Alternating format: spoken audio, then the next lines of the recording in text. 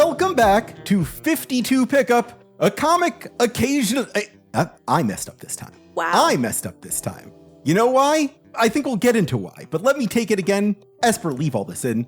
Welcome back to 52 Pickup, a podcast occasionally about one of the worst comics you've never heard of.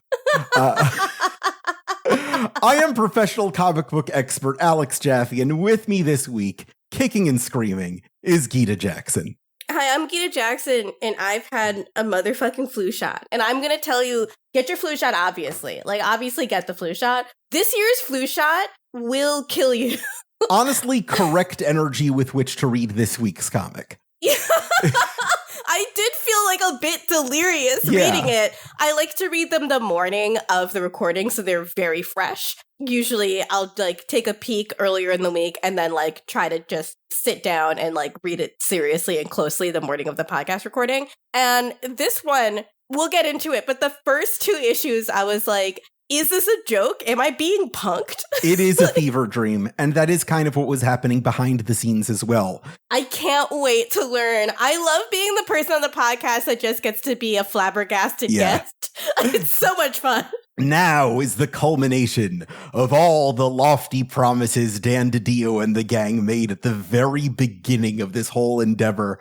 You may recall from our episode 0. Almost 52 weeks ago, twice that in podcast time, we had our Infinite Crisis, and the shocking move that DC thought would be the great way to get everybody to check into every title they were publishing after that was to skip everything 1 year ahead and have the status quo be wildly, inexplicably changed for every single title, and have everyone scratching their heads going, wait a minute, what's going on? Like it was the flash forward season of Lost. And it would explain through some weekly event what had happened in between that whole year that had gotten them to this point. And they enlisted 4 of the best writers in the industry to figure that out. They plopped 48 puzzles in front of them and said, go untangle these. And they said, fuck that. We're going to do something else. Yeah, and, they literally were like, we don't want to. And then they decided not to do it. Every few weeks, Dan would poke his head into the office and be like, hey, guys, you working on that puzzle? Like, yeah, we'll get to it. We'll put in a scene here about, like, Oliver run for mayor or something. And yeah, me when faced with any long-term project. Sure enough, here we are, almost done. Almost none of these plot lines have been moved forward. Most of them, if not all of them, wildly unpopular among readers after being promised for a year that all will be explained. And kind of in a panic, they cobble together this writer's room to take advantage of this big scene we just covered in last week's episode of Black Adam declaring war on the world, of framing it as a mini event, but using it to shove in as many of these unresolved plot lines as they possibly could. And because Greg Rucka and Jeff Johns and Mark Waid and Grant Morrison could not be asked for it, they just grabbed whoever was in the office. And for 2 of those issues, one writer is in the office that absolutely understood the fucking assignment. Like, we're trying their hardest and gives us some really great Martian Manhunter stuff. John Johns is my guy. I love him. One writer in this group proves that if he was hanging out with the other 4 writers, 452, he probably could have gotten this shit done. Probably could have hung with them. Honestly, yeah. Big props to John Ostrander. John Ostrander, this podcast has truly showed me John Ostrander is like an underpraised like hero of the DC universe. Just like good idea after good idea. And the writing is so voicey and immediately like really engaging and thrilling. He has a deep knowledge of the characters he writes and gives them a lot of gravitas. The stuff with Martian Manhunter, I think, ends up being good because of John Ostrander. The surprise hero of this whole thing is that like you go into this thinking it's a Black Adam book, and it turns out it's actually a Martian Manhunter book. Yeah, you may recall that there was one scene like in the middle of 52 where we check in on what John was doing this whole time, and it seems like it's going somewhere interesting, and then we just never see him again. Yeah, and, like this is where we check back in with it. Yeah, and it's to me it feels worth it because every time John Johns shows up, every time my guy Martian Manhunter shows up in mainstream DC Comics, he's always one of my favorite characters. And creating this event that truly puts him in the forefront and like, at least in the latter 2 issues, shows you what's cool about this character's perspective and also creates a new opportunity. It's that throwing the football to someone else move, essentially. That shit's all fucking great. The first 2 issues are a bit like that Demi song, Electro Lemon song about Ready Player One. Hey, remember this? Hey, remember that? Hey, remember this? Well, I do. I unlocked this. The first 2 issues of this 4-issue series. This was an event that was unprecedented. In like 52 was this endeavor where they put out an issue every single week for a year. So they thought, for this event, let's put every single chapter of this event out at the same time. So all 4 of these issues, plus the prelude of 5250, came out on the stands the same week. So you could read the whole event that day in the comic book store. So you could see how wildly inconsistent it was, like, in real time. John Ostrander, who was the guy who made Suicide Squad work, the guy who made the Spectre work, the guy who made Martian Manhunter work in the 90s. Yeah. I fully believe Martian Manhunter would be as big a name as Green Lantern or The Flash if his name wasn't Martian Manhunter, which is just hard for people to get around. I think the Absolute book is truly proving that too. Mm-hmm. Like, the Absolute Martian Manhunter shows you how crazy this concept can be if you really like put your whole back into it. Like, the perspective of a mind reader from Mars who's not human but is trying to understand humanity is such a good prompt. And yet so many people whiff it because they don't know what to do with the other aspects of the character. If you want to understand Keith Champagne, the guy who wrote the first 2 issues of this, Keith Champagne, mainly an inker, I think his most successful thing was that he was maybe the first person to parody Teenage Mutant Ninja Turtles in 1986 with his own comic called Adolescent Radioactive Black Belt Hamsters. And this was this kind of trend at the time, which continued through the 80s and early 90s, of making this parody of TMNT, which was already itself a parody. Yes, this was what confused me when you said parody of TMNT. Right. It's like, no, but TMNT is already a subversion of comic book tropes. What are you talking about? Exactly. It was all of these people seeing how wildly successful TMNT was and taking it at face value, not understanding the things it was parodying. Like, when I see parodies of Rick and Morty being like, you are a distortion of Back to the Future. Yeah, absolutely. Absolutely. Absolutely. Absolutely. It is also a bit like, what if Superman was evil? You know, like one of these just like lazy ideas that continuously come up again and again and again from writers who are lazy. And I will say the first 2 issues of this, the word I would use to describe the quality of Keith Champagne, who has an incredible name, the quality I would use to describe his writing is just laziness. It feels lazy. It feels rote. It really feels like it's striving and working really hard. The contrast between the first 2 issues and Ostrander's work, Ostrander writes like a ballerina, right? Like, he's doing stuff that's incredibly difficult and making it look easy, including picking up the thread from 2 issues that you didn't write and letting it land gracefully. You can see why Ostrander is one of James Gunn's favorite guys. Oh, absolutely. Yeah, you can see why James Gunn is constantly putting Ostrander in front of a camera, being like, this is my guy. As I alluded to in previous episodes, I have never actually read this series. I skipped it because I knew by reputation how bad it was. I've seen like scans of the worst pages.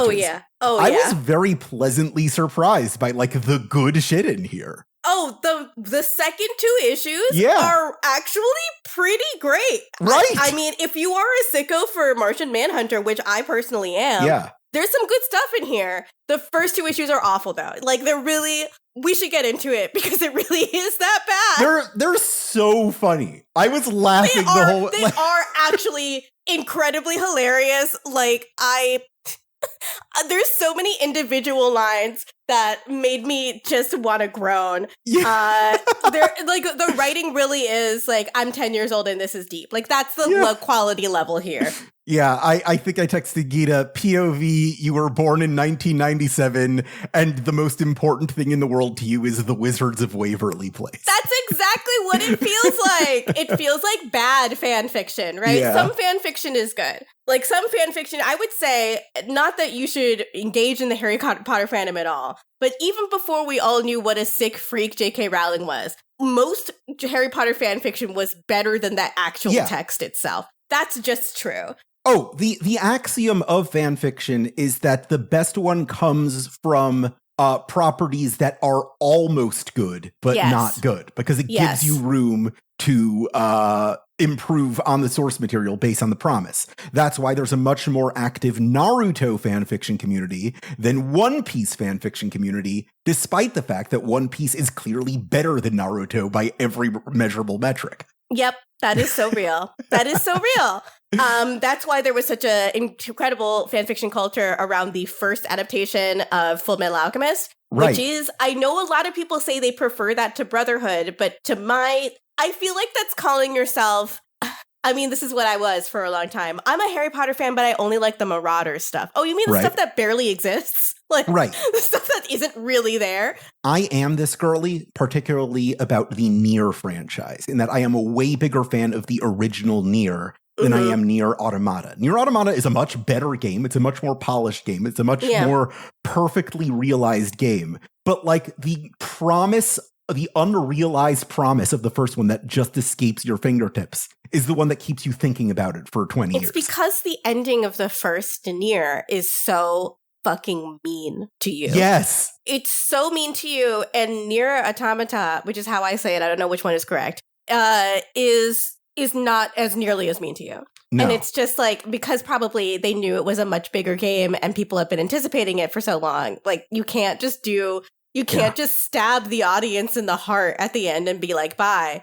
Yeah. Which is what the first Nier does to you. They go, this isn't Kavya, motherfucker. We're Platinum Games in this bitch right now. Yeah, absolutely. No, I agree generally. You know, like, I think the years of Fullmetal Alchemist fanfiction that I read before Brotherhood came out, and Brotherhood, I think, as a narrative is just perfect for people who are looking for the same kind of depressing, nihilistic stuff they get in the original adaptation, probably are unhappy with Brotherhood because Fullmetal Alchemist, as written by Arakawa, is not that kind of a text. It is a shonen manga where things work out in the end. But I don't like the level of nihilism that exists in the original Fullmetal Alchemist anime adaptation. I just don't like that stuff. I think it sucks, and I don't enjoy reading or watching it. So I read a lot of fanfiction and then discovered that the original manga is actually quite good, much better. When people ask me which to watch, my advice to them is always watch the original, then wait 1 year, and then watch Brotherhood. I think that's the best way to do it. There is no good way to, the only way to do it if you're willing to read instead of watch, is just read the manga. There has not been an adaptation. Oh, the manga's the perfect version, yeah. Yes, the manga is the perfect version. The first couple of arcs of the original adaptation are really good. It's just that when they start doing original stuff, it goes down this nihilism spiral that I just cannot fucking stand. I hate stuff like that. I know a lot of other people like it. I personally fucking hate it. That's the only reason I can't recommend Brotherhood on its own, is that it really rushes through that first part, assuming you've already seen it. Yeah, because it assumes you've seen it, and it's just like, well, now it's not even fucking available to watch anywhere, so how could that possibly be true? God, man, manga as an industry is almost as irritating as comics. Oh, it's all fucked. Oh, but I have to tell you, Arakawa's new manga is getting an anime adaptation from Studio Bones. Oh, hell yeah. Yeah, it was announced. My bones. It was announced over Anime NYC, and it is as good so far as Fullmetal Alchemist was in the beginning. So I would... The English translation is called Daemons of the Shadow Realm. Yomi no Sugai is what it's called. Really great. I really, really, really... There's a twist in the first issue that knocked my socks off. I love it. You want to get into talking talent? Yeah, we're talking about stuff that rocks, so we don't have to talk about stuff that sucks. Yeah. The covers for this whole series, we don't get J.G. Jones on these. Instead, we get one of the worst guys in comics, Ethan Van Sciver, one of the figureheads of Comic Skate, a guy who, to this day openly celebrates whenever someone who is even slightly to the left is brought low.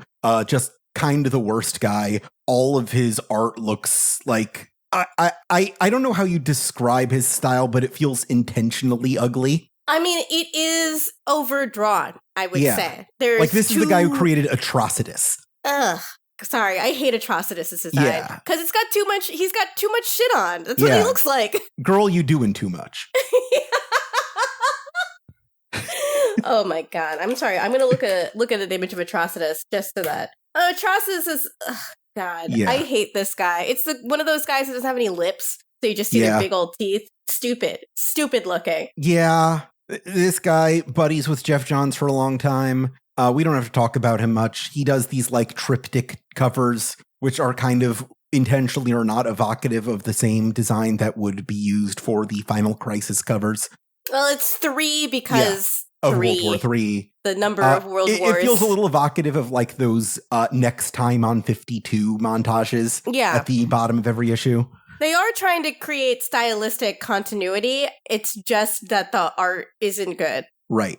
All the continuity we can attribute to Michael Siglain, who is the one guy on the like team, the back half editor of 52, who's also involved in editing this, who's also got Peter Tomasi and Elizabeth Gerline on board. Colors for this whole series were farmed out to a studio, Hi-Fi Design, and we got different writer on the first 2 issues, different writer on the second 2, and we got different people on pencils and inks throughout. This first issue has Pat Oliff and Drew Garassi, who've been regular contributors to 52 since issue like 19. So the interiors should look familiar. And we open on something that's very unfamiliar to a DC Comics publication, which is a like previously on's page. This is something that DC has been allergic to for a long time. Mm-hmm. How do you feel about these? Because they're very divisive in the comics community. Previously on pages, I appreciate them sometimes when it's been a month or more since the previous issue. In this one, where all the issues were released at once, it feels like they're trying to fill some space. Right. Yeah. And that's exactly what Dan DiDio's argument against them was for a long time. One of his personal bugaboos, since he got into like a position of authority at DC, was this blanket, absolutely no previously on pages. Marvel does that. We don't do that. It's lazy writing. If you can't figure out what's going on just by reading the book, then you've overwritten it. And that was his policy. They've relaxed it since then. Mark Waid's books have previously on pages now. Jeremy Adams' books have previously on pages now, but that's all happened since he left.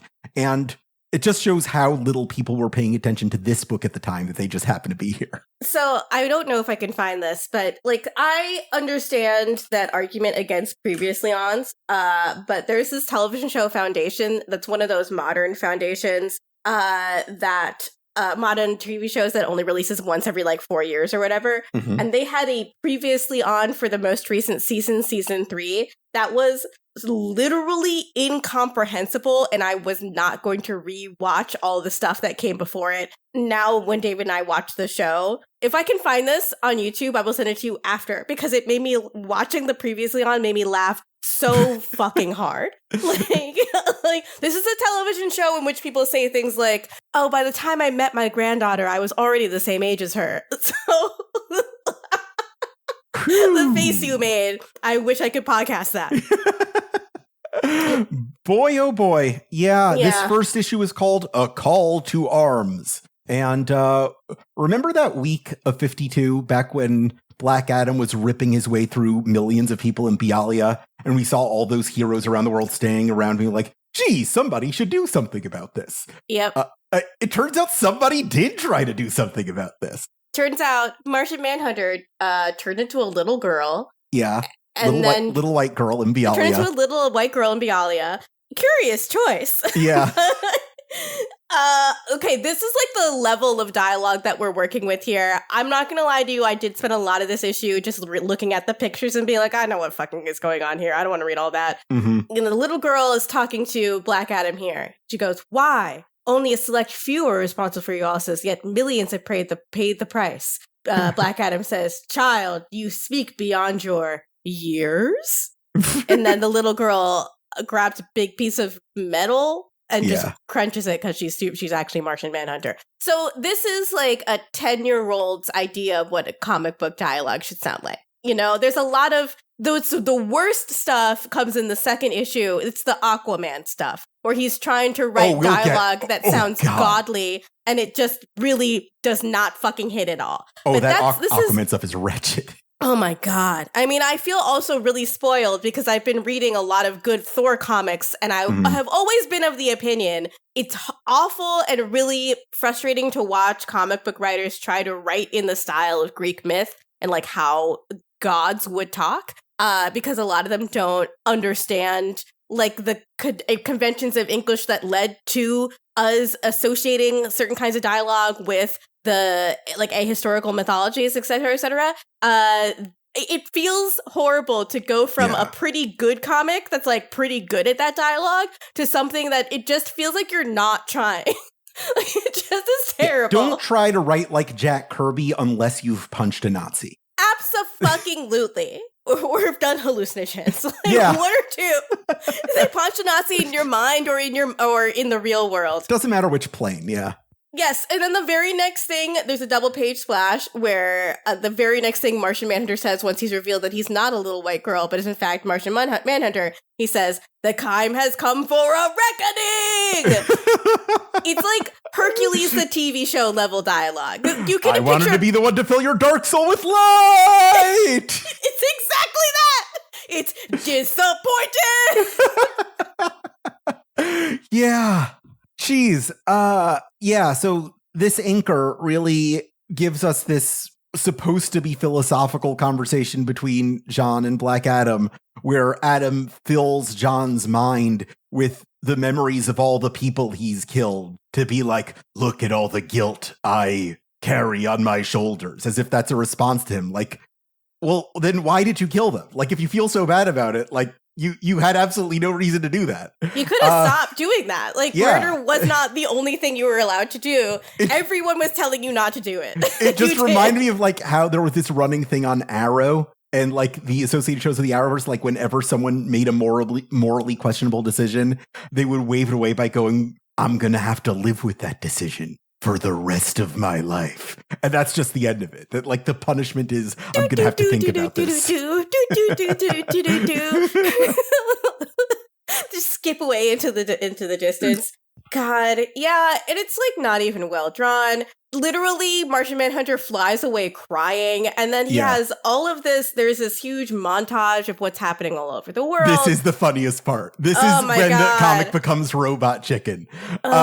Because the reason this comic exists from a publishing level is to like show us all of these storylines and how they came to be in 1 year later. But that has absolutely nothing to do with Black Adam declaring war on the world. So the way they narratively resolve this is by having it set up so that Black Adam drives Martian Manhunter crazy so that he's seeing into everyone's minds at once. So it ends up being like an Adult Swim show where it's like, hey, let's check what's going on over here. Yep. I love how racist it is. Like, it's just really racist. Also, we get a whole It's a Small World thing here. Yeah, they go to Bangladesh, which is like a populated urban area, like where people like live. And all they can imagine are people living in huts. We love that. Yeah. Absolutely love that. Not even wearing a shirt without holes in it. Cool. Sydney, Australia also, I guess, mostly depicts people living in the bush. There's also people living in a hut in South Korea. Which at this point is like has gone through an economic boom. Right. like Incheon is fully developed at this point in time. You know, it just doesn't make sense. There's also somewhere over Russia, couldn't name where that actually is, but places like the Swiss Alps and Paris are fully developed countries with people that live in urban areas. Cool. Considering where we are, I am shocked that there isn't a panel just labeled Africa. I see that in comics this time all the time. I was honestly on the lookout for it. I was glad someone stopped them. Right. God. But, you know, everybody's having a bad time, and Black Adam is just continuing to beat people up.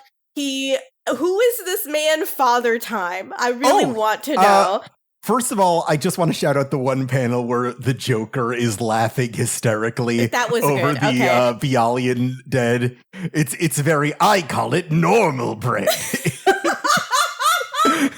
my favorite thing my husband does is like, can you believe it? That guy thinks crimes are funny. happened to him? This is normal. Oh, this guy you should recognize from Grant Morrison's Seven Soldiers Frankenstein. This is Father Time, Frankenstein's boss. Oh, yes, I do remember now. We get Black Adam attacking these jets as Paint It Black plays, I guess. Yeah. Honestly, World War III has a lot more in common with Black Adam the movie than 52 does. Here's some great dialogue from this panel. It's a good day to die, especially if your name is Black Adam. and then Black Adam goes up to Father Time, this dude in a bowler hat and a jetpack who's has his guys firing bazookas at him, and he flies up to him and goes, always posturing, just like your country.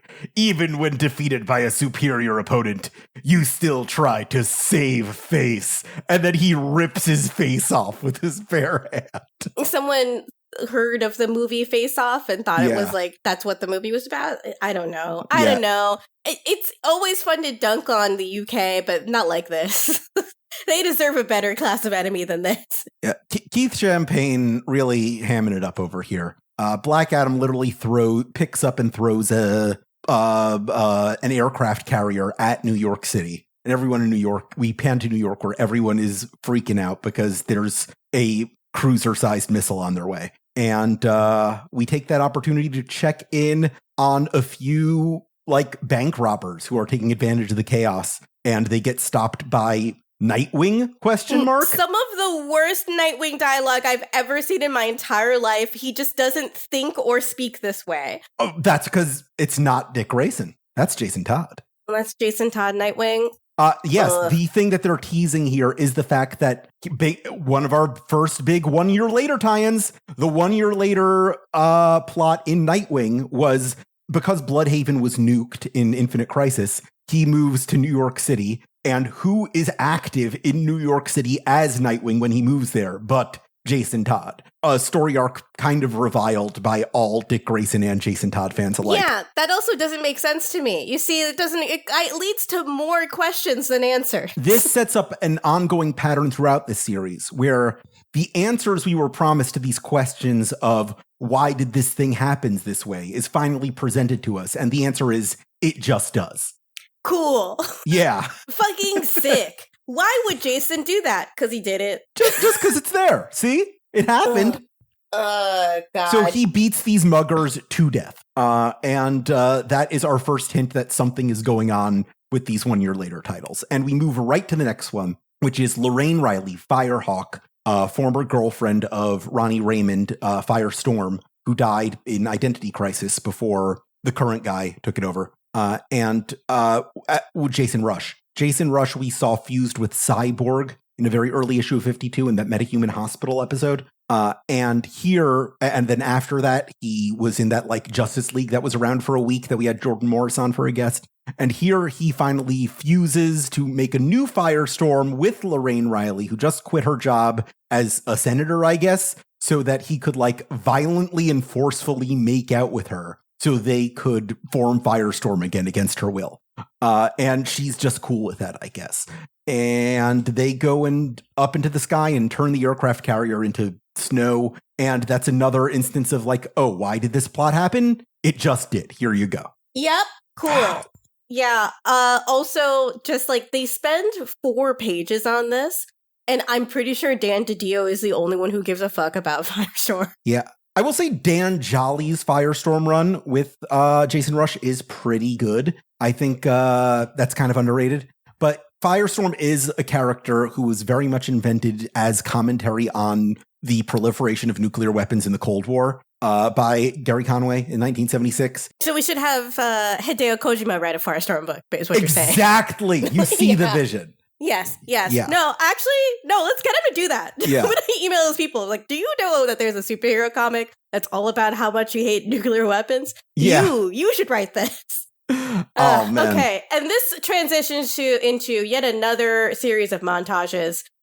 Just singular panels of so comic much characters things happening that don't really make sense. You see things like the Doom Patrols just hanging out by the Leaning Tower of Pisa. They're just chilling by it. Or Donna Choi looking at a Wonder Woman suit and being like, Black Adam's still beating the shit out of people. Someone is underwater and Aquaman says, no, this cannot be. Right. Aquaman is dealing with the worsening scenario of Sub Diego, which was the storyline happening before Infinite Crisis, where the city of San Diego sunk into the ocean and became like this aquatic world. And that's where he met the new Aqua Girl and had been protecting it. And in the fallout from Infinite Crisis at the time, it was supposed to be that like a bunch of stuff got worse. But now we're seeing, no, that actually happened now in the Black Adam War. And Aquaman is trying to deal with the fact that a bunch of people off the coast of California are sinking into the ocean.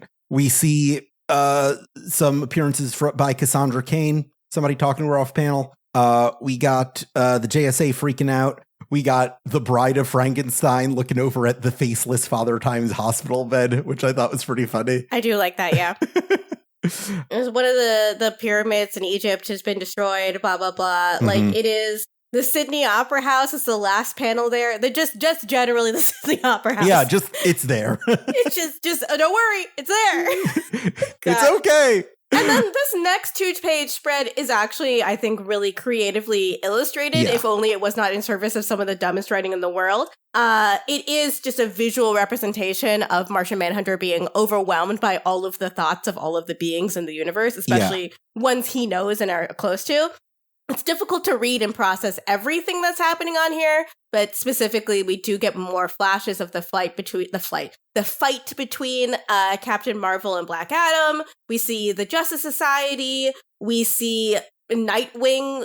Jason Todd Nightwing. Also, we see Aquaman as it's like this tube that is 3-dimensional that is rotating through all of these different things. It's a very cool way to draw this, I'll say.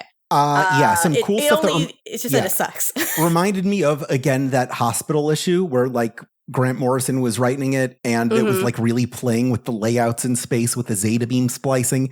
It feels like, and if I'm going to be very charitable, an illustrative adaptation of how overwhelming it must have been to work on this book itself, given the task of you need to resolve all these things at once. This next page that comes right after of Martian Manhunter in the fetal position screaming, no, does seem to be the opinion of Keith Champagne. Going, it me. Before we... that concludes part 1 of World War III. What's your favorite part of this issue? Well, or do you want to save that to the end? Yeah, we can do lightning round. Favorite part Blackboard for each part. Favorite part, honestly, is this weird illustration of all the flots in the universe because it's just kind of cool looking. Blackboard, I will say, is just why do you expect me to give a fuck about all of this Firestorm stuff? It is the bulk of the issue is explaining how there's a new Firestorm, and it's I just want to know. Yeah. And this is what I'm putting on the Blackboard for real life. Firestorm fans who are clamoring for this, where are you? Right. I want to know where you are. I'll just let me know. Send an email, please. There are big Jason Rush Firestorm fans out there because that Dan Jolly run was originally, it had art from Criss Cross, who's like one of the coolest artists of like the 2000s in comic books. And he just brought a really cool sense of style to that book. So I understand that version of Firestorm having fans, but it has absolutely nothing to do with what's going on here. It really doesn't, and it's the most continuous pages in the issue are the Firestorm stuff. My big question is, why that?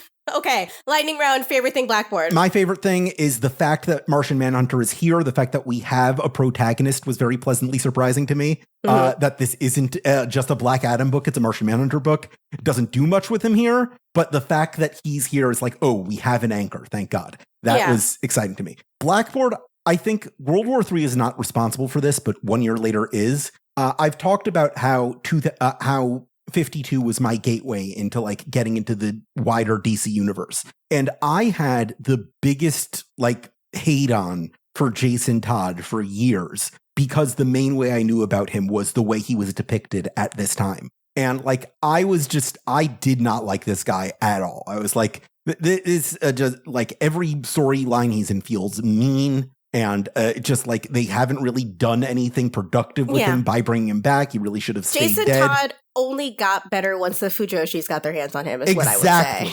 I came to understand Jason Todd once I started talking to the Fujoshis. I get it.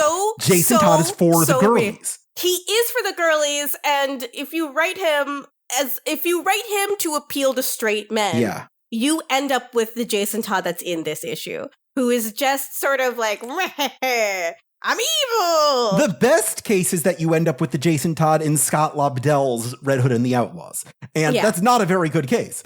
No. But if you write him for the girlies, he's just like an evil slut, and everyone loves that. Right. No one's upset about that. It took me a while to come around, but like after Cassandra Cain, I would say Jason is like my favorite member of the Batman family now. Well, I mean, I had a similar problem as you. I love Jason Todd fan art, and I love like when the girls talk about Jason Todd. I love Jason Todd in Bat Family Adventures, that kind of thing. But it's been hard for me to get into the idea of Jason Todd as a character in a book. But I think I need to get into it. I need to do it. I need to submit to Jason Todd's supremacy. I have good news for you. I will not say why I wrote this, but recently I wrote a Jason Todd reading guide for DC Comics, for DC.com, which I'm going to drop here. We're going to put in the show notes where I talked about my favorite Jason Todd stories. This is the guide for understanding the character on the terms of the fandom themselves. You may notice I kind of leave out everything that came out in the 2010s. Don't worry about it. But yeah, these are the stories I stand by. Oh my God, this is so helpful because I was just going to ask you, but this is better. Thank you so much. Oh man. Oh, and you gave me Under the Red Hood. Thank you. I gave you Cheer, which was a really underrated Chip Zdarsky urban legend story. Hell yeah. Yeah. God. Okay, Good I already stuff. have my blackboard for the upcoming second issue. And let's get into it then. Okay, my blackboard for the second issue is, why is the suit that Donna Troy wears on the cover as Wonder Woman better than the suit that she wears on the interior of the book? That's a really good point, yes. On the exterior, on the cover, she wears the exact Wonder Woman leotard, except instead of the American flag colors, it's her Star Galaxy Shimmer like fabric. That is the iconically Donna Troy fabric. On the inside, she just wears like a Roman general's costume. Right. I don't know why. Like, it doesn't look... it took me a couple of minutes to recognize that was Donna on the interior of the book. Whereas on the cover of the book, this is just what she should be wearing. Like, that is a costume that is Wonder Woman's costume, but you know who is wearing that suit. Doesn't make sense to me. I mean, I hate to give props to Ethan, but like this is the pretty cool fusion of those two designs. And I wish in like those 1 year later comics where we see Donna very, very briefly as Wonder Woman, because it's mainly focused on Diana not being Wonder Woman. I wish we had seen her do more of this stuff, but it really kind of only exists here. We get our title drop, The Valiant, and we get another previously on, despite the fact that the previous chapter was literally on stands that day. You could have picked it up right next to it. We get this checkerboard 12-panel grid of 6 panels, just briefly telling us, going back to the Ranthanagar War and showing us Supergirl getting spit out of a portal to explain, so, like, if you were wondering how Supergirl ended up in the 31st century in Legion of Superheroes, the answer is here that she just did. It just fucking happened. Don't worry about it. It just fucking happened. It just fucking happened. We're acknowledging it. It happened. Oh, God. And now we see a bunch of other just disembodied panels where it's a bunch of events that are happening. As Martian Manhunter cries in space. Yeah. Aquaman is doing that like soap opera pose of like facing the camera, being all forlorn, and Aquagirl's over his shoulder like, you have to help these people. And we see just a guy in like a rolled up mask and a turtleneck pointing a finger at Killer Croc like, hey, cut that out. I know, that's really funny. It's like, stop. Hey, this Croc is murderous. Yeah. Hey. Killer Croc. I've said this multiple times. Croc a murderer. Stop a murdering. Stop a Croc a murderer. He's just got like a child in his arms too. He's like wiggling his tongue like, I'm gonna eat him. It's really funny. Anyway, we're still, the Firestorm is still here. When I saw Firestorm again, I was like, please no. But it mostly, a lot of this issue is about, oh man, I skipped a lot of this stuff because it was boring. Or did it just like, did it slide out of my brain? I read this 2 hours ago. Substance here. Nothing is really happening. Like, the Killer Croc is here. Harvey Dent has an unscarred face. And they're fighting, and then Deathstroke shows up and is like, oh, Cassandra Cage, you're a murderer. Yeah, Deathstroke is here. If there's any one storyline of 1 year later that is probably the most infamous and hated by people, it's what they did to Cassandra Cain. Yes, I was a big time hater. One, because she fought so hard for her goodness, right? She fought so hard to pull herself up from being like an abusive like father-daughter like relationship. She fought so hard to say, no, I can be a good person. And then in the 1 year later, she's just like, evil again. And it's like, fuck you. Yeah. So that is what is being acknowledged here. Also, the fact that in Andrew Robinson's 1 year later Batman story, we come back to find, hey, guess who's been protecting Gotham this whole time? That's right, Harvey Dent for some reason.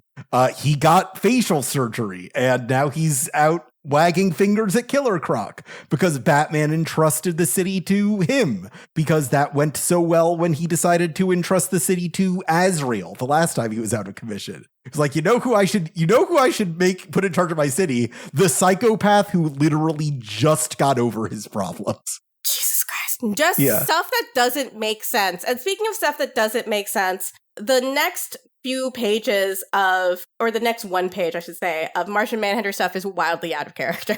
Yeah. And it pissed me the fuck off. I should be disgusted by the evil that I see. I should feel the need to take action. Instead, buried deep in it, the weight of millions of deaths, my heart does not stir. In those stolen moments, I find only pain. And in that pain, I find only truth. This place is not my home. Not something he has ever thought. And also not what he thinks literally in the next issue. Gita, I have bad news for you, because what this is setting up is the 2006 Martian Manhunter series by A.J. Lieberman, where he does take on this like more alien form and divorces himself from humanity. It is kind of the one Martian Manhunter book which is considered kind of a dud. They thought, I can see where they're coming from. The idea was, how do we distinguish Martian Manhunter as a character from Superman, as like an alien who adopted his own world? Maybe like one feels a real kinship to humanity and the other feels distant from it. That's the dichotomy they were trying to run, but it just did not work on the page. What I think Champagne is trying to reconcile here is that metamorphosis from this character who is thought of as like the core of the Justice League to someone who thinks of himself as an outsider, and like being overwhelmed with this like data being what fries that connection. Here's the thing. The character doesn't work unless he wants to be human. Right. Yeah. The core thesis of this character is that he wants to be human. That's the one thing they don't remove in the Absolute book, is this desire to understand and live among humanity. Mm-hmm. That is the thing that has to remain the same. That's the experiment of the Absolute books, is how much can you take away and what has to remain the same in order for these characters to still be the characters. And Martian Manhunter, it has to be loving humanity even after seeing the worst of it. Right. The just as lazy as what if Superman was evil is what if Martian Manhunter was inhuman. Do we have the answer to that? It's the white Martians. Right. You know? Like, why? We don't need to see it from Martian every Manhunter. other Martian. Yes, he's the outlier. He's the one who wants to like us. Yeah. It is very frustrating, and I remember loving the design, but really being frustrated with this idea. Martian Manhunter, it's a vehicle for everyone to sort of literalize that experience of feeling alienated from the human race. But it is not a nihilistic vehicle. The charm of it is that he's an outsider who wants to belong. Yeah. And we go to this storyline, which feels like a version of what Greg Rucka and Mark Waid were talking about back during the Booster Gold and Ralph Dibny confrontation scene, where Ralph corners him and goes, hey, why didn't you tell me that my wife was going to die? Where the way that he deals with Batgirl turning evil is dealing with the question head on of, why did Batman leave Two-Face in charge of the city when Batgirl was right there? And being like, oh, what if that's her villain motivation? Which makes a sort of sense if and only if you don't give a fuck about Cassandra Cain. Yes, like again, if you have deeply given a fuck about Cassandra Cain, you will see how hard she has tried to fight for her own identity, not dependent on anyone else. She wants to be her own person, which means that she wouldn't have cared that much about Bruce not leaving her as a protector of the city. She would have said, I'll do my own thing. I know I'm a good person. To have her in the throes of yet another male mentor, going from one male mentor to another male mentor to now an evil male mentor, just feels like character assassination. Yeah. We get some more very painful Martian Manhunter dialogue in space. Yeah, we get one page of Doom Patrol right after, where the purpose of this scene is simply to have Booster Gold show up and then leave. Yeah. Whoops, too soon. It's a whole page of like something we got one panel of in issue 50 of them fighting the Doom Patrol in Pisa. And finally, we check in on the not okay Sydney Opera House. Oh, no. Oh, no. It was foreshadowing. Oh, now everything sucks at the Sydney Opera House. And Donna Troy is doing a bad job of being Wonder Woman. Essentially, it's just all this page is about. She's just arriving and being sad. She just cries. Like, that's it. Just like a woman, am I right? Yeah. Geez. I forgot to say, by the way, the penciler on this issue is Andy Smith. Previously did issue 39, the one where we learned Luthor gave himself superpowers. Inker is Ray Snyder from Greg Rucka's Wonder Woman run. No problems with inks here, I guess. And finally, we move to Sub Diego. Okay, Jesus let me Christ. read some of this fucking dialogue. Please. You have not the power to summon us, Orin, son of Atlan's heir of Atlanta. Which is a really funny thing to say. You will remember your place. We have come because it suits us. Our reasons are not for you to comprehend. That's just an incredibly lazy way for a writer to be like, I don't know why they did it. I want to say, make it clear. Aquaman is in Sub Diego talking to these like aquatic deities. Who are they? Never explained. We do not know who these fuckers are. They're just here. And Aquaman is like, I found the bones from my shattered hand back when I had a hook, and I offer you them so that you could magically restore the city. And they're like, that's not enough. We're going to need more from you. And he's like, fine, make me, whatever, do whatever you want to me and restore the city. And, they do. And that's ostensibly how Aquaman becomes the like big scary water monster we find him as in Aquaman Sword of Atlantis, which is the 1 year later story where somebody else is Aquaman now, except for the fact that we met Monster Aquaman earlier in 52, back when like Ralph Dibny was like looking for that like hoop from the chains. Do you remember that? Oh, yeah. So I do remember that. So this incident that we are seeing in this comic already happened months ago. So I don't know if it's too much to expect the people who are writing the 52 spinoff to have read 52. Seems like, well, I guess I hope someone got fired for that blunder. Yep. Who can keep track? Really? This whole sequence leads into another series of montages where we see Donna Troy saving people, old lady, Black Adam, I can only think of her as Viola Davis now. Yeah. So sorry. Amanda Waller doing some stuff. Hawk and Dove and the Teen Titans. Billy Batson Jr., Supergirl, Power Girl with her big titty honkers out. Yeah. She's got to have him out. If she covers him up, everyone's like, where's the honkers? Why are you so ashamed of the honkers? God. And then we go into, I think, the worst writing. I sent you just a picture of my screen earlier today. Love, hate, good, evil, hope, despair, human nature. Fuck you. Fuck off. Get out of here. Yes. These were the ingredients, Professor Utonium. Absolutely. God, it is the very definition of I'm 12 and this is deep. Yeah. Did you know that man is just a series of contradictions? Yeah. I'm the first guy ever to think of that. I have struggled to comprehend a paradox I have struggled to comprehend from my first moment in this world. If I am to continue to have a place among humanity, this must change before it is too late. Okay, dude. Go ahead and fix the fundamentality of human nature in your little blue boots. You already put your blackboard up. I guess that's also your favorite thing, the Donna Troy outfit. I mean, yeah, it is the one on the cover is my favorite thing of that issue. There's not a lot to like about that issue of comics. My favorite thing about this is Harvey Dent in his knit cap and turtleneck pointing at Killer Croc. Hey, cut that out! And I just imagine him protecting Gotham City this entire year that way. Like, hey, stop it. Quit it!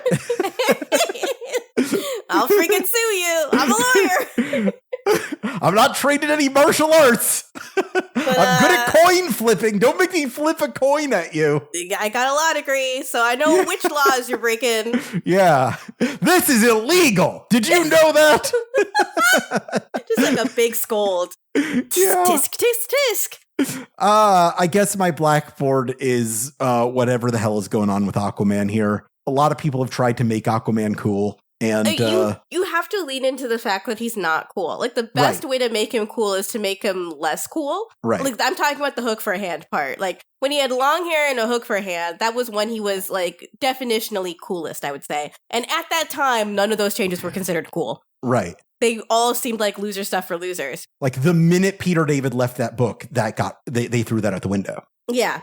But when you look back on it, it's like, no, he understood what you have to do is lean into really dorky B horror movie tropes. Yeah. And just make him, the thing that lurks underwater. It's impossible to make Aquaman cool. Don't try. Just make him more dorky and then he'll become cool. Yeah. I think the reason a lot of people really loved Jeff Johns' run on Aquaman is that in that first issue, they open with all of the easy Aquaman jokes. And it just makes it so clear how little that phases Aquaman. He absolutely does not care about the jokes people make about him because he has the entire ocean to protect. Yeah, absolutely. But enough about this crap.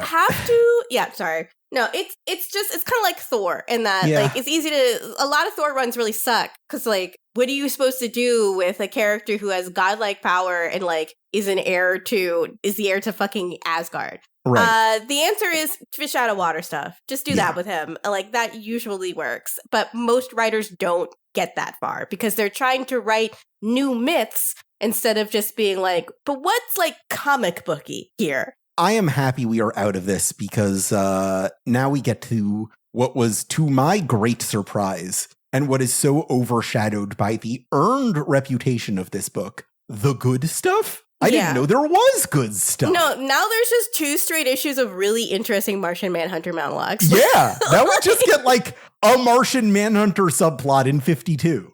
It's great because John Ostrander is on board, baby. The guy who wrote the 1998 Martian Manhunter run with Tom Mandrake, one of the greatest superhero comic runs of the 90s. I'd recommend it to everybody.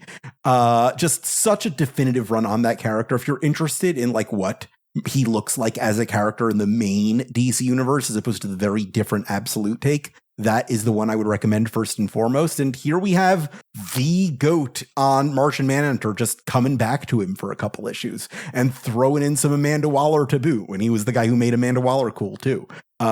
Just a great fucking get right here. Yeah. Number one, Ostrander also understands much better how to visually depict how the Manhunter's powers work. Mm-hmm. Instead of just seeing a little girl and then having that little girl be I'm freaking Martian Manhunter. It's there's a little girl and then silhouetted behind her, partially transparent, is the Martian Manhunter. Easily, this guy is thinking in comics, right? He understands how to use the combination of words and visuals to portray a complete thought. Not only that, the interior monologue of an outsider looking at humanity just feels a lot more complete here. I like this particular bit of dialogue here.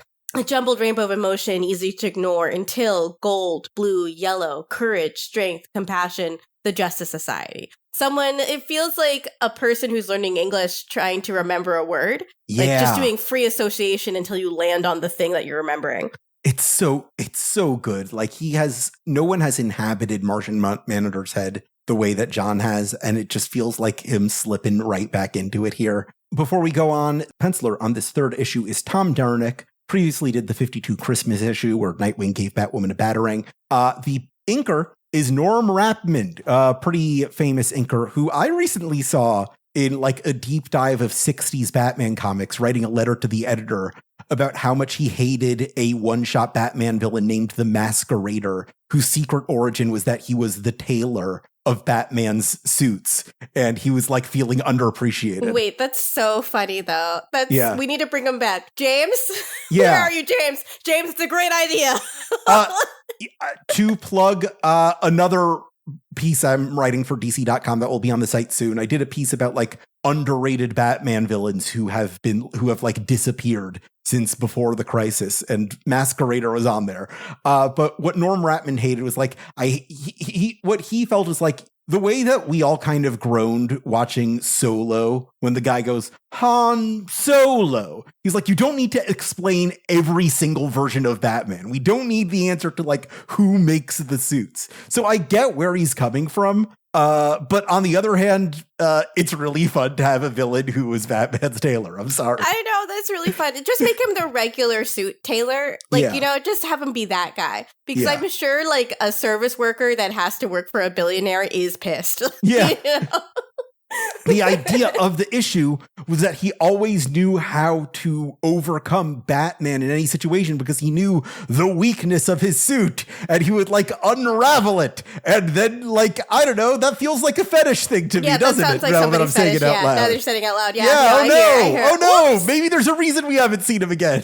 For the girlies, bring him back, James. For the girls. Bring him back for a Jason Todd story. It writes itself. Yeah, absolutely. That would be so hilarious. Oh, God. I do have to commend this inker for the little girl, the little white girl that Martian Manhunter pretends to be. A lot of comic artists don't know how to draw children. And I discovered this when I was reading Fantastic Four, which features Franklin and Valeria Richards, who are often just drawn as really short adults. Right. This child looks like a child. Thank you. Yeah, good art on this issue. It is. Really expressive, really of the time, very mainstream comic depictions, but I felt like it gets the point across much more clearly than the previous two issues.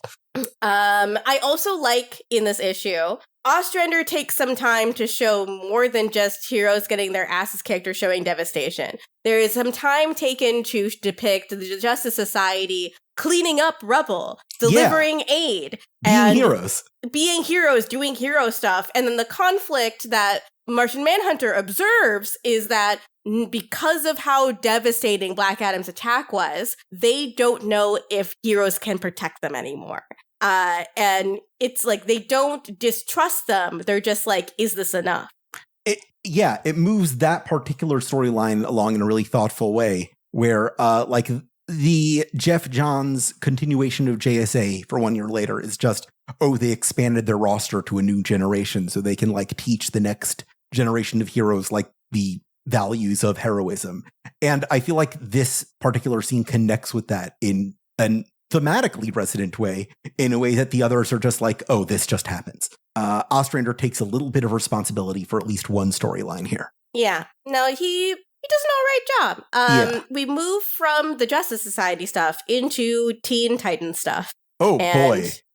Oh boy is correct. Here's one of the funniest things about World War III to me. For all of the bombast that there is about like how devastating it is for the world, the total number of casualties that there are in this war, apart from like nameless citizens, is some guys from the Great 10 and 2 members of the extended Teen Titans team, both of which weren't really appearing in the book at any point. Also doesn't make sense for him to die. I am so sorry to say. Oh, he doesn't die. He comes back. Don't worry about that. Good. Because it just doesn't make sense. The other one that dies, I'll give you 3 guesses, and the first 2 don't count for the Teen Titan that dies. Right. I can't wait to explain that. We'll get there. Yeah, God. But here they are having this big fight in the Parthenon. Because, superheroes are the modern gods. Get it?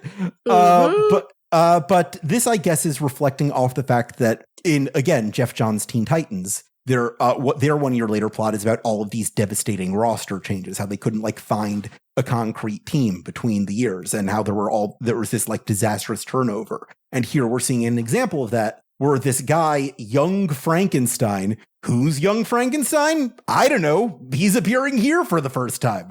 Don't ask me to explain it. And he's trying to get Black Adam in a full Nelson, and he just rips his arms off, and he bleeds to death, I guess. Is that what happens? It just doesn't make sense for Frankenstein to die. What?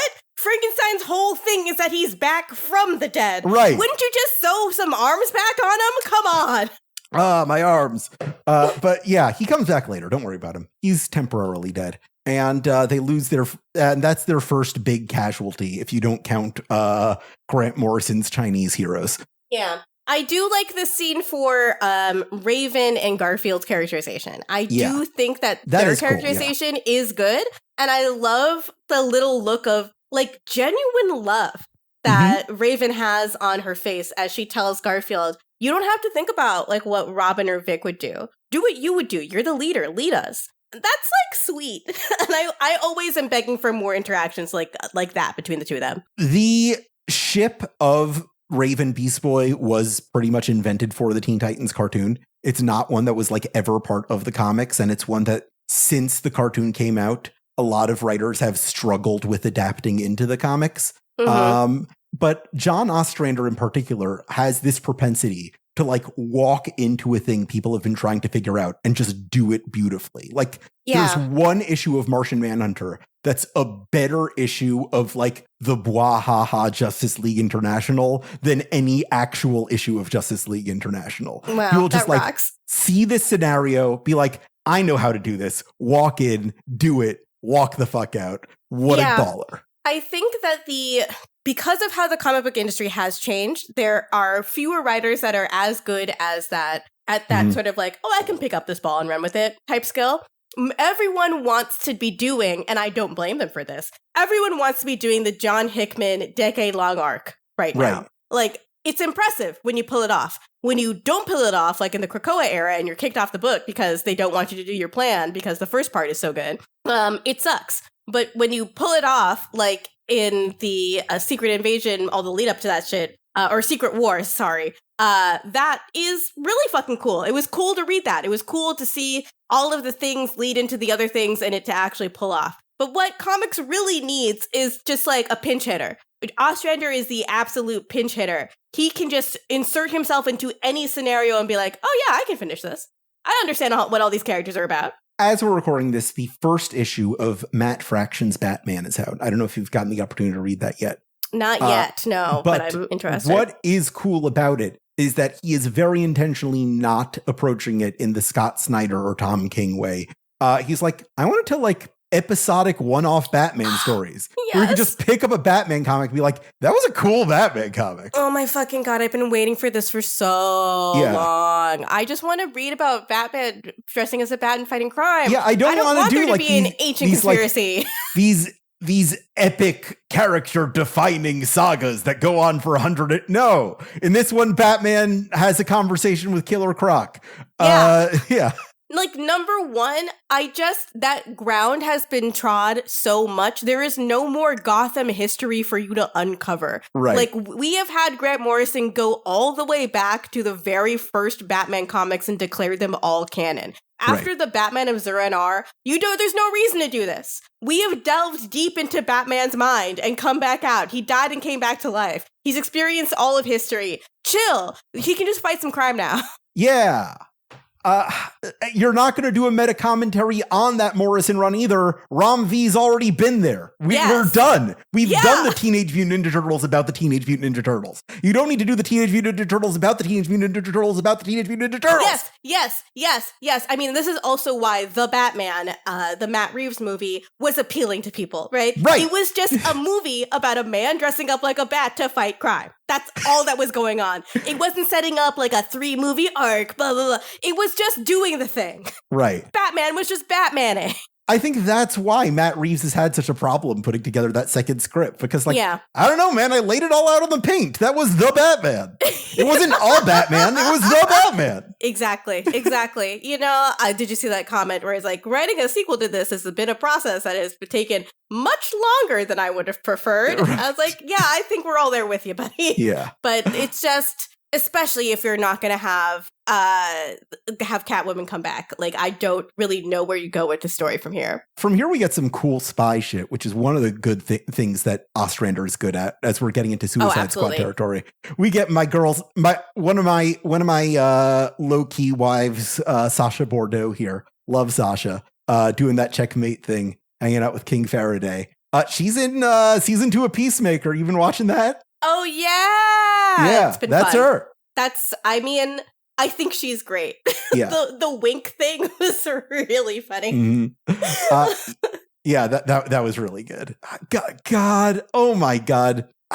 Season 2 of Peacemaker is so good. It's absurd how good it is. Okay. Do you think it's Nazi? Yes, Nazi it's absolutely Nazi world. It's gotta be Nazi world. It's 100%. Number one, not a single extra in that entire world is non-white. There was non-white. somebody on the subreddit who was like, I was an extra and I literally did not see any people of color on my day of shooting. Yeah, like even when there's like a hot dog vendor, they don't show his face. Yeah, because you know that hot dog vendor would be Arab. It was in our right. world. That would be a giveaway if you saw a white hot dog vendor. There's never been a white hot dog vendor. I've never seen a white hot dog vendor in my life. Absolutely. Also, the giveaway of he pronounces it Bluthaven. It's like, no, if you're not a Nazi, you don't say it like that. The one cute thing I liked was that like they have all the art of like the Swedish metal bands, but when he mentions the Kardashians, his brother's like, who are the Kardashians? It's because O.J. Simpson doesn't exist. Right. And when he says, what's happening? She's like, what does that mean? It's because what's happening in the sitcom didn't exist. There you go. Yeah. In conclusion, David Corn Sweat is going to show up as Overman at some point. Oh, man. In like the Nazi Superman uniform. I want G.I. Robot to show up. Yeah. Like, can you imagine if they did live action G.I. Robot? Can we get G.I. Robot in live action to just sweep through that world, please? He's like, that sounds like something a Nazi would say. Like, I would love it if like the last shot of that season was them just like pushing him through that door. It's like, just knock when you're done. Yeah. But we go from that to, we get a really cool scene between Ben Turner and Amanda Waller, who were Amanda the Waller core written of really well. His Suicide Squad run. Yeah, Amanda Waller. I mean, of course, Amanda Waller is written really well. It's the OG writing her, you know. Arguably the only person to write her correctly. Absolutely. I love this scene because of this specific sentence. I should have known. Only you would create a secret agency inside a secret agency. And that is exactly what she's all about. Right. Ben Turner knows it. He's been her guy since like day one. Because the thing that throws people all the time about the Suicide Squad, the way Ostrander envisioned it, is that it's not all just villains. There's a bunch of like anti-heroes in there, like Vixen and Katana and Bronze Tiger, who are like willing to do shit, but not necessarily at the level that like Superman does. And it's just a lot more complicated than her just shanghaiing villains into doing her bidding. And they have this conversation about all this weird shady shit that's going on in a way that feels just, it feels right, man. It feels like I'm reading the Janus Contract again, which was this big spy comic crossover from the late 80s that Ostrander was involved in. Yeah, that I've been revisiting lately. The spy genre in comics has really become less popular as time has gone on. I think Tom King really cut his teeth on revitalizing that idea because of his experience of being a real spy in the real world. Something I have conflicting feelings about, to say the fucking least. I'll tell you this, mine aren't conflicted. Hague. All of you must go to the Hague. Yeah. No, it is true that Tom King is a war criminal. So let's just put that right out there. He's written a comic book or two that I've enjoyed and some that I don't think are very good. But he did, I think the Dick Grayson as a spy was something that people really enjoyed for a while because he was able to understand both how to write like a black ops character and situations while also bringing the pulpiness of a comic book into it. As spy cinema has become less and less prevalent post-Cold War, it's just difficult for a lot of writers to understand what makes spy stuff cool and good. Ostrander understands it because he's old enough to remember spy popular culture. Right. You know? Like when James Bond and Cold War stuff and Le Carré was really just at the zeitgeist. And comics, despite this being a post 9/11 book, it wasn't deep enough into the War on Terror. There is actually a popular adaptation of a John Le Carré book that's set during the War on Terror, A Most Dangerous Man, that absolutely works without having to change much because it would become another avenue for the Cold War. But we're just not in there in history yet. So we see Ostrander kind of doing a cold shot with what the War on Terror is going to become, which is just conspiracy over conspiracy after conspiracy. There was a kind of notorious DC event in 2019, back when like Brian Michael Bendis was doing his stint with DC, called Event Leviathan, which there was a lot of mystery around and kind of went nowhere. But the point of it, per Bendis, speaking about why this event happened, was that Dan DiDio went to him and said, hey, we've got too many spy organizations in the DC universe. It's kind of redundant. Let's do a thing where we get rid of all of them. And it feels like not understanding the like gold mine that you are sitting on, that you have all of these cool toys to play with. There's like, let's just make an event where we throw them all out. Like, especially now when all of this Cold War stuff feels more relevant than ever, this is ridiculous. Right. Like, why would you do that? Amanda Waller has never been more like a real person working for the government. Yeah, I could say more about that, but I choose not to. We are moving on to the Himalayas for round 2 of Black Adam versus the Teen Titans.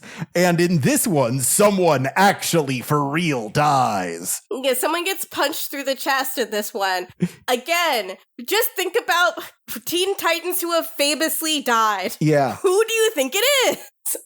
If you guessed Terra, you're wrong. It is actually an alternate version of Terra from a future that no longer exists, who moved to the main timeline after the failed New Teen Titans spinoff Team Titans by Marv Wolfman, which was about disparate alternate Titans coming to the main timeline, most of them disappearing, but a couple hanging on in weird roles. They just had this extraneous Terra here who was hanging on. So Black Adam, as literally the most disposable character in the universe, Black Adam punches her through the chest. It's really quite gruesome. Like, through the chest. Like, he flies away with, like, parts of her body still stuck to his hand. It's absolutely wild. And it's just, like, right in front of Garfield. Yeah. Like, right in front of him. Looking like the box art for the original box art for the video game God Hand. But then we go from this depiction of extreme violence into another segment of spy stuff. Which it's Mr. Bones. Stuff is very compelling. I love all this shit. Did you know that in the 80s, Mr. Bones exclusively spoke in doggerel rhyme? It was very charming. That's so funny. That's really, really funny. No longer. But Mr. Bones is just keeping an eye on how the Teen Titans are doing, and he's like, bad. He's talking to various members. Who is he talking to? He's talking to Sasha. He's talking to Sasha and Katana? Kate Spencer. Yeah. Yeah. And they are just trying to figure out what to do. The Kate Spencer then walks straight into a meeting with Turner, and the meeting goes so badly that she immediately quits being a spy. Yeah. Because when another 1 year later storyline is that after OIL, when we catch up with Kate Spencer in the Manhunter series, suddenly she is a defense attorney. when she started as a prosecutor and then started working for the DEO, and then she went back to law, but as a defender. So here we're seeing her so fed up with all this spy shit that she just quits and is like, let's do the opposite side of the law this time. We got to try something different, which is on one hand another, it just happens, but on the other, there is at least some emotional resonance with it. Yeah, right? This conversation at least feels like a real conversation that could motivate someone to change their mind about something fundamental. It at least takes this huge, massacre and gives other people the ability to react to it and change their mind about things, rather than just sort of showing, oh, some shit was happening over here too, which is a lot of what the first two issues are. From here we go to, I think, the saddest scene in this entire series. Especially if you've read Ostrander's Martian Manhunter. Oh, I love this scene. This is the best. Character means to him. For lightning round, what do you like? What's your favorite scene? It's this one by far. Yeah, absolutely. It's just the best one. It's like Ostrander clearly got the memo about where Martian Manhunter has to be after this, and it's like, I need to blow up the whole life of this character who means so much to me. And he, like a champ, does the assignment, where after all this time away, he brings himself back to the office where he first connected with humanity and blows up his whole life there by just literally outing himself to the few people there who remember him and clouding their minds so they just accept it. Not even allowing them the space to process that betrayal. I'm going to read the dialogue here because it's beautiful. It's really great. Peter Santorelli, Diane Mead, my first partners, my first friends, in spite of never knowing who I really was. And then Santorelli saying, John Jones, where the hell did you come from, pal? Mars, Peter. Ha ha ha. Not sure if I'm laughing because that was funny or because I'm just really glad to see you. I'm inducing laughter in your brain and your mind to lessen the shock of learning my true identity. It is cowardly of me. I apologize. Devastating. Absolutely devastating. Truly. You feel here his disconnect from humanity. Yeah. If Ostrander went on to write a run of Martian Manhunter where he feels alienated by humanity, that would have been good. Unfortunately, he wasn't doing that. So it sucks. He did some incredible comics where we see Martian Manhunter just completely lose his mind. I think everybody should read Martian Manhunter #0, which, for a time really sits with him when he is alone on Mars for centuries, living in the wreckage of his dead civilization, and disassociates to the point that he shapeshifts part of his body to be his own dead daughter, so he has someone to talk to. Yeah. It's so many kinds of fucked up, and it's so good. Yeah, that feels particularly relevant in our times now currently. Yeah. In a weird way. Oh, God, the news. But yes, this next scene, he goes from talking to Santorelli at the police station to going to the Terrell building where he was a private eye. And this part is also just fucking devastating. It's incredible. Yeah. I shared this office with Diane Mead. She selflessly bore the weight of both our partnership and our friendship while I failed her. She died. And then he says out loud, everywhere I look, I only see lies. And then he starts freaking out and destroying the office. It's so good. Where Santorelli why are you telling me this? And he's like, so I never have to do it again. And it's just I am intentionally destroying this relationship. It feels, it hurts so much. Yeah. And it feels earned, actually. It doesn't just feel like a editorially mandated character turn. This feels like a genuine reaction to the events that are unfolding. Especially for people who have gone through this sort of trauma, I think, where you're in a place where you know that you are being self-destructive and pushing people away from you in a way that you're hoping that they won't reach out to you again because you feel like some part of you doesn't deserve that.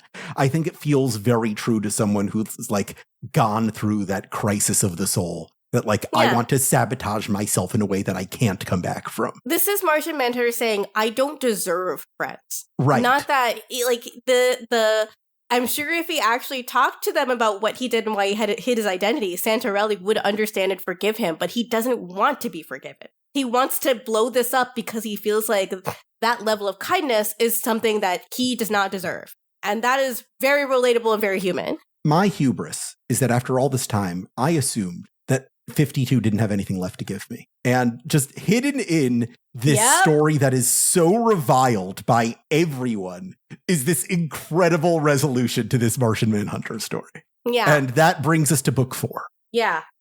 Book 4, United We Stand. They freaking stand united. Everybody does. I do like this first grid layout, which is not contiguous, but a brief flash through all of the different heroes that are trying to defeat Black Adam in the ends of their fight. They're all just haggard looking. I love that in this big montage, we just get one panel of Power Girl's tits because we got a ticket on those. It made me laugh so hard. Which means I got to shout out the talent here. The penciler here is Jack Jadson, who's best known for his work on like Vampirella and Jungle Girl. So this is him kind of leaning into what he does. Rodney Ramos, who's one of the regular inkers on 52, is here. And that's our team with Ostrander giving us one last spin with old John Jones. As everybody goes to war. We were promised a war. In this issue, we're getting a war.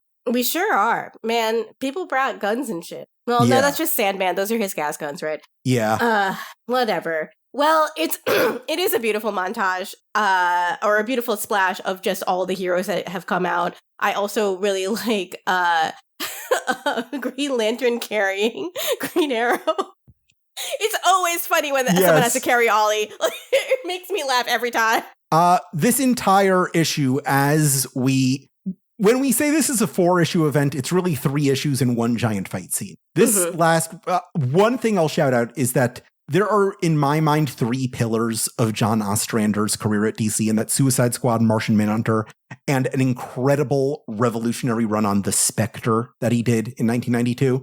And like his whole deal with tackling the Spectres, like how do you tell a story about a guy who is literally as powerful as God? Like what does he struggle with?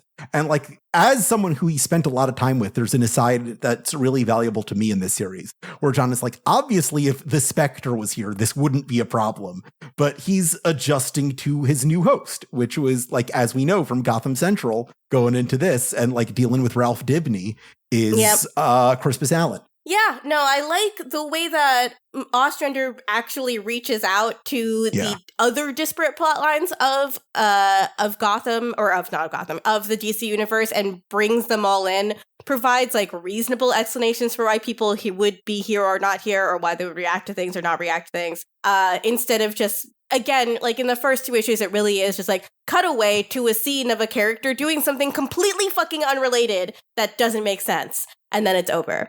And we have this just huge fight, and we find out, just as in the war itself, when I said the secret hero of all this is Zatanna, what we find out here is that the actual winner of this war was Martian Manhunter, who in this moment that feels very like it's coming full circle with Ostrander's run from the very beginning, where this began with like the Keith Champagne scene of Black Adam shunting his trauma into Martian Manhunter. He comes back like, you have no fucking idea what trauma is. Let me show you what I've been through. And he projects the death of Mars into Black Adam's mind, and he cannot handle it because nobody could. Do you want to talk about fucking genocide? I got a genocide for you. You know? It is a really, really an incredible sequence. It's clearly the depiction of the thing that mentally happened to Black Adam that allowed Captain Marvel to change his word, where he's mentally, his resolve is so weakened by this that he can't recover from it at all. Yeah. And it does also happen literally right before Captain Marvel throws that big lightning bolt at him that changes his magic word. Yeah. Like everything I know, everyone I loved, my entire planet, I watched them all die. Your loss is a grain of sand held next to mine.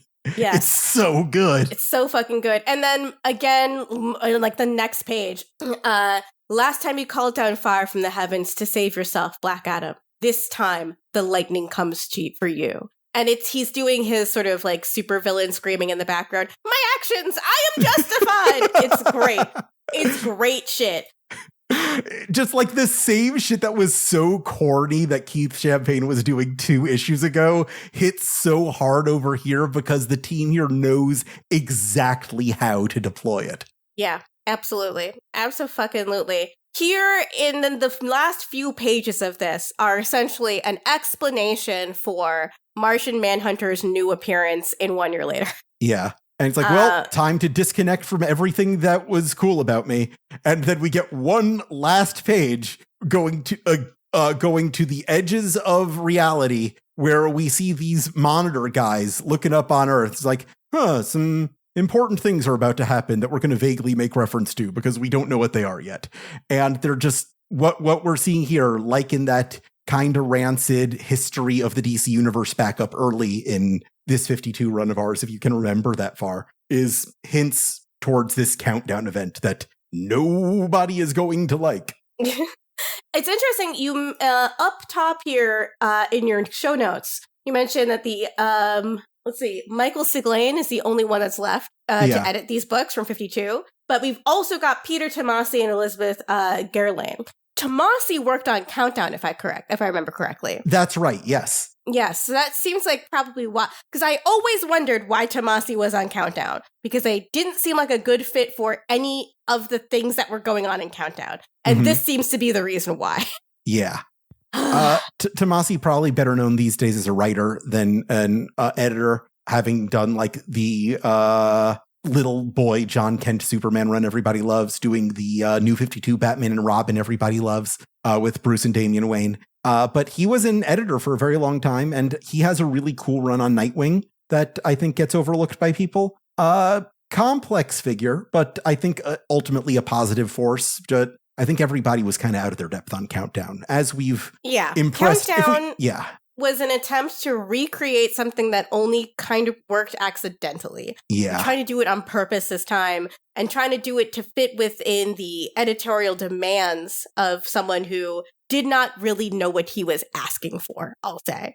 And it doesn't work out well when you're really trying to direct, when you have the conclusion as foregone, right? It makes everything feel pointless when you're writing towards a conclusion, but you're not writing through character. 52 allows the characters to run the show.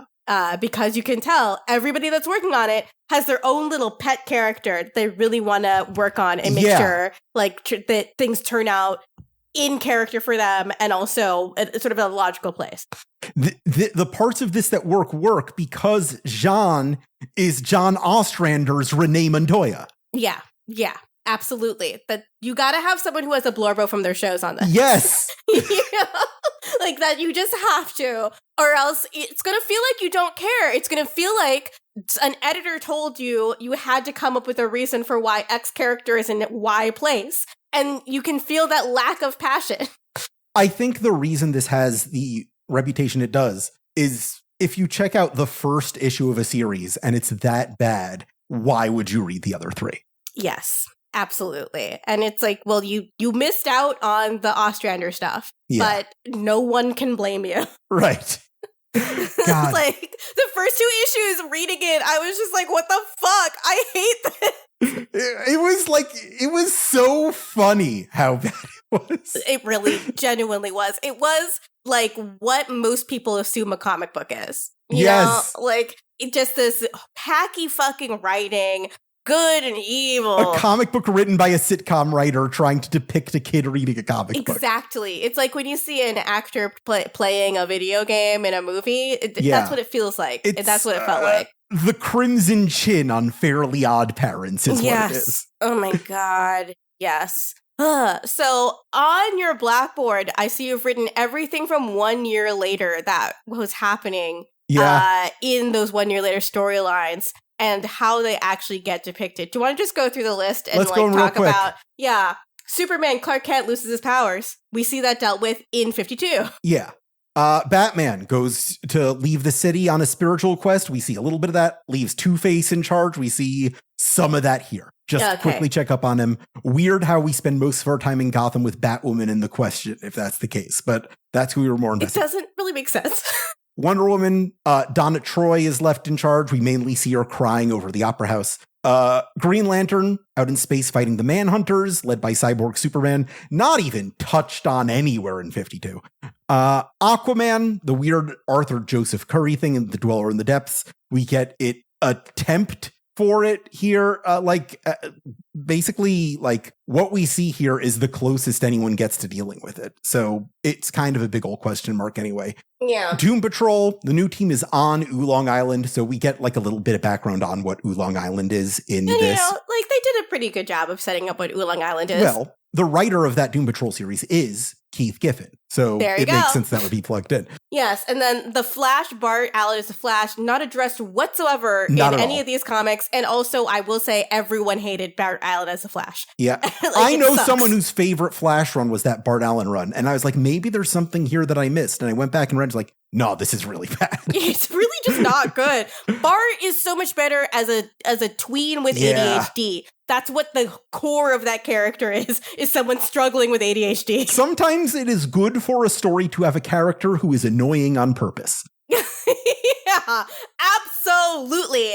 Gosh, Impulse, I love Impulse. Yeah. All my homies love Impulse. I just genuinely love the contrast between kid who can't sit still plus the slow living of living in the South. Like, it's just some good shit. I used to not give a shit about Impulse. Then I read all of Young Justice for this podcast, and now you know why I love Impulse. Now I get it. I get it now. He's my favorite little boy. Captain Atom, military prisoner. Is that dealt with at all? Who cares? Also, Nightwing, Jason Todd is Nightwinging, not explained, just happens. Just is. Yeah. Hawkman, missing, with Hawkgirl standing in for him? Question mark? Some allusions to it, no explanation. Yeah. Firestorm, Lorraine Riley, starring for Martin Stein, over-explained in this comic for an audience of 0. Birds of Prey, Lady Shiva, and Black Canary swap roles. Not explained, but didn't have to be. It's Gail Simone kind of deals with it in her 1 year later story in a way that makes sense. Like, she kind of has her one hand. Like, if anyone handled the 1 year later changes elegantly, I would say it was Gail Simone. It's because she knows those characters all so well. Exactly. And could find justifications that make them feel in character for why they've decided to do these changes. Like that, she owns that book. Like, she just owns it. Green Arrow, Mirror Star City, we see his mayoral campaign. Yeah, so that's fine. Because Robin, Cassandra Cain is evil. Everyone hated that. Everyone hated that. Teen Titans, some constant lineup changes. We get allusions to that throughout Teen 52 and here. That's fair. Catwoman, we see Holly Robinson filling in while Selena has a baby. We got a very, very brief acknowledgement of that in 52. Supergirl, she's working with Power. Like, she is both in the future and Legion of Superheroes, which gets very quickly dealt with here.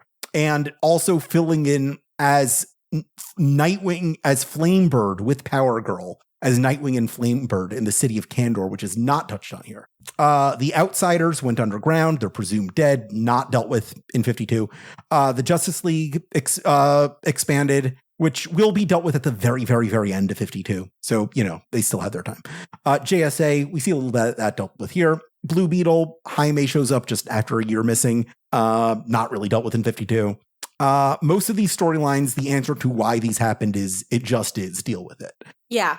Yeah, I mean, because that's why they happened, because they're editorial mandates, right? Like, this does not come from the writers of these books creating compelling situations to show up after a year of missing time. This comes from a room of editors led by Dan DiDio saying, this is what I want to happen. Right. Figure it out. Solve for X, which is not how comic book writing, it's not how story writing should be. That's not how any good writing goes, solving for X, right? Like, this feels like the thing that made Infinite Crisis unpleasant to read, which is just like a bunch of editors deciding we need to have the characters in these configurations. So why don't you just figure out why they did that? Here's my stupid idea, make it smart. Yes.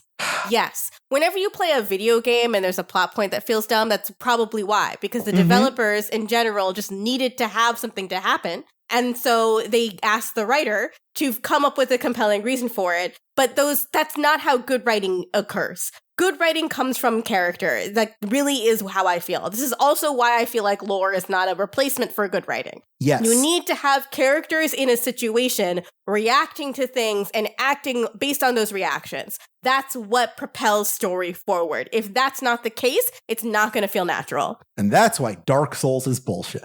I love Dark Souls, but there's no characters in it. Like, that's what I'll say. There just isn't. There's no characters in it. You arrive in a universe where the story happened centuries ago. Yes. Like, there's you as a human being are reacting to things that occurred with no input from you. The reason we're doing this episode is specifically to address all the people I've met who don't like 52. Because when I talk to them about why they don't like 52, it's always because they were promised one thing and never got it. And I kind of hold World War III up as if 52 was what you wanted it to be, it would just be more of this. And at least 50% of it would be bullshit. It's just so much more interesting that these guys willfully ignored the directive they were given to do this experimental comic in this huge mainstream universe that no one has ever been able to pull off again, because I think ultimately they were overseen a little bit more by editors than this series was. Yeah, 52 felt like it was getting away with something. Right. Because they were. Right. They were absolutely getting away with something. They're using their massive clout to punt those editors that would have stopped them out of the room. It was a heist and they pulled it off. Absolutely. And like, because of that, it'll never happen again. Right. Like, that sucks, but also I'm so happy to be a witness to the successful version of this experiment. We've got a letter from a listener for asking the question.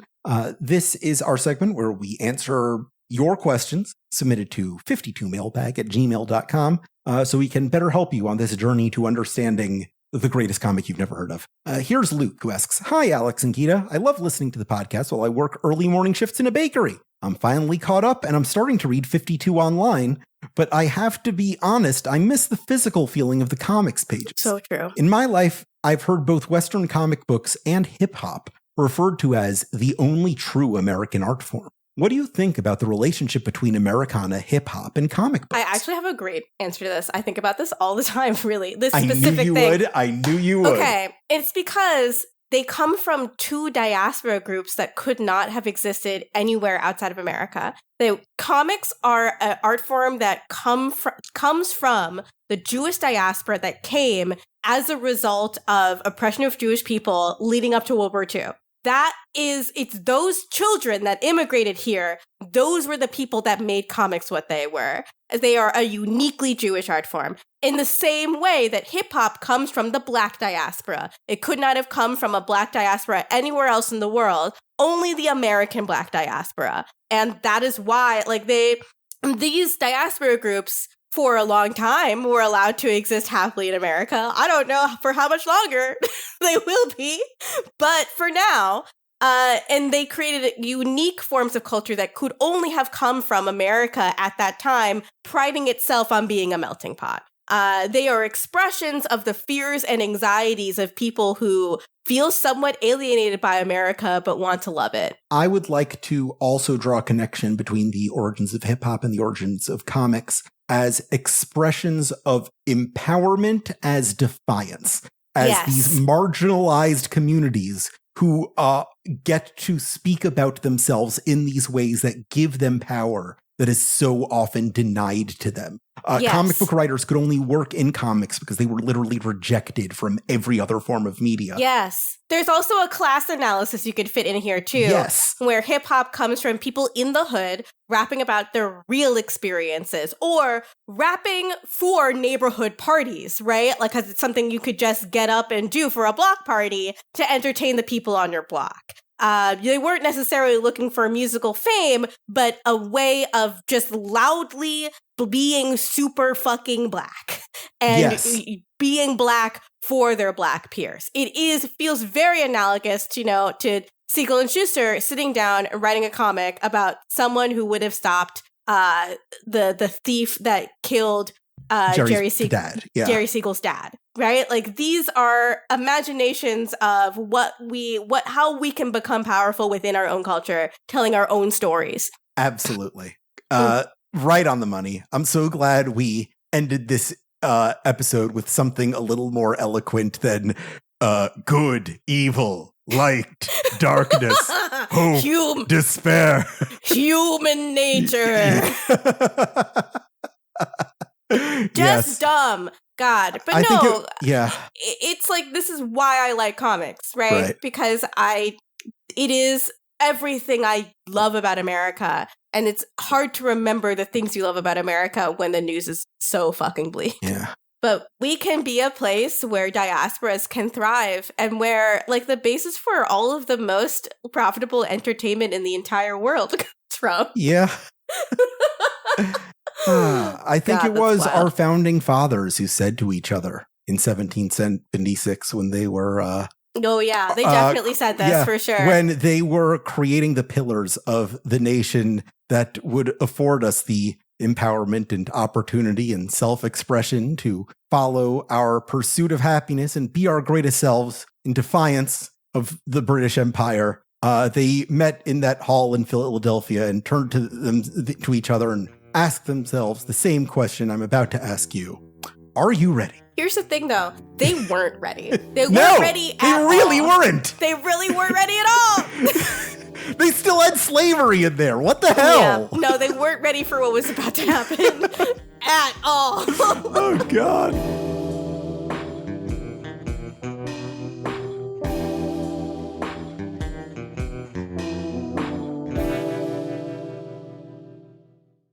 "52 Pickup" is an Aftermath production created by Gita Jackson and Alex Jaffe and edited by Esper Quim with original music by John Ostrander.